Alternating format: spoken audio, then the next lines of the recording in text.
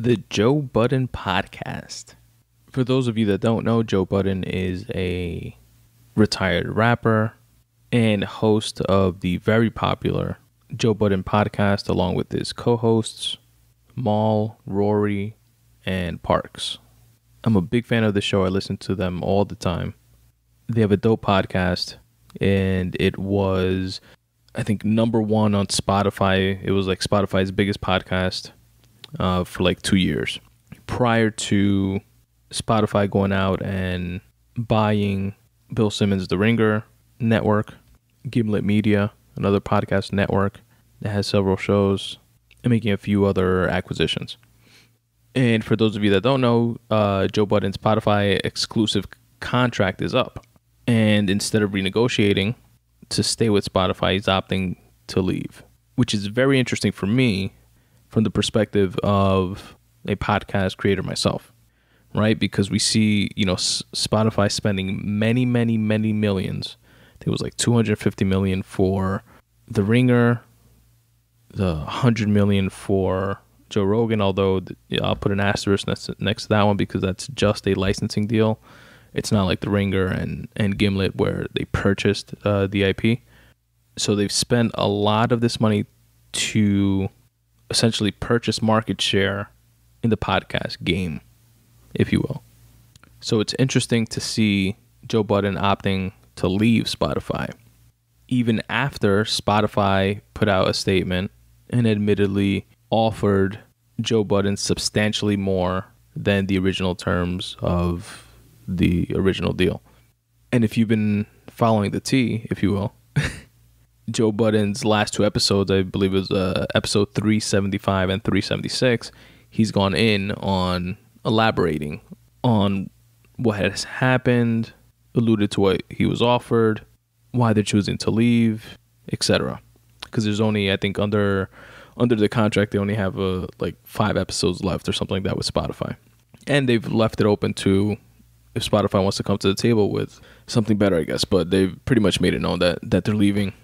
And the offer that Joe Budden and the team is turning away is admittedly much more money than they've ever made. And it's somewhere in the 8-figure range. That's what they're turning down. That's the upped offer from Spotify. And for those of you pulling out a calculator, to count 8 zeros, that's like in the 10 million plus range.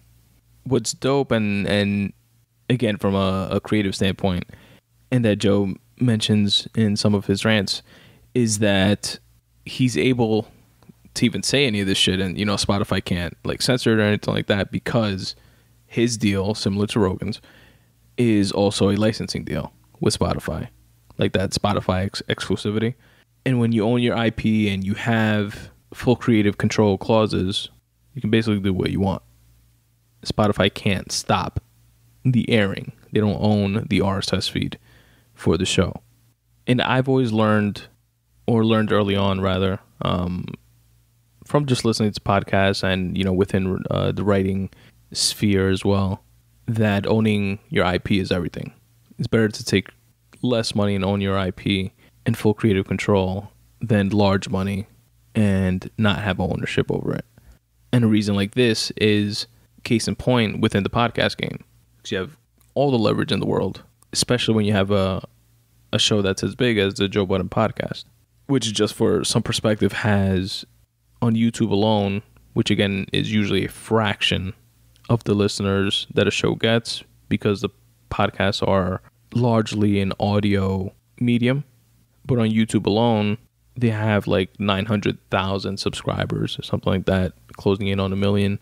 Each episode gets 250,000 or more views, all of which I'm sure Spotify is fine with, in a sense.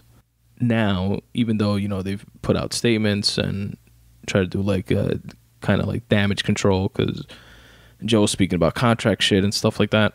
So it's not a great look for them, but at the same time, they're getting a shitload of views and listens.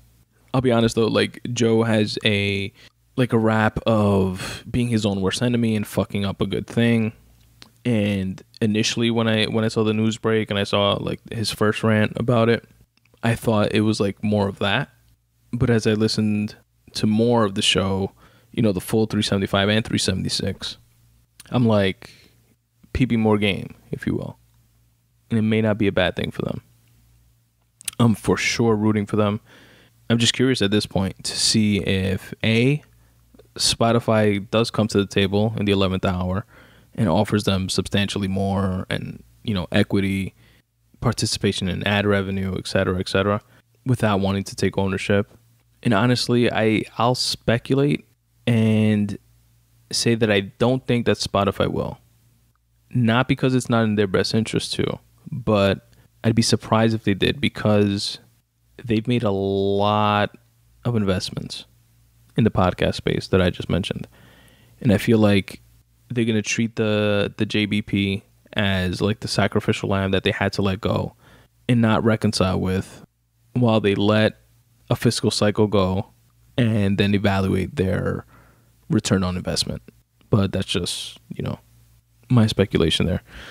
And I'm curious also to see if B, the Joe Budden Podcast, signs an exclusivity with somebody else that comes to the table, correct?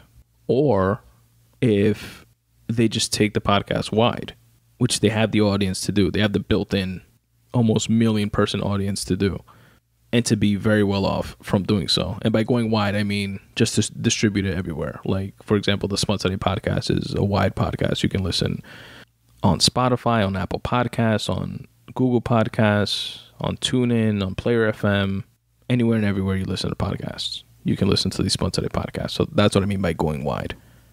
Either way, though, I'm definitely looking forward to seeing how this plays out, and I'm absolutely rooting for the JBP. Joe, Maul, Rory, and Parks, hats off to you guys for doing your thing over the past couple years. Salute for standing up for creatives and continuing to do so. If interested, folks, I will link to episodes 375 and 376 of the Joe Budden Podcast for your listening pleasure.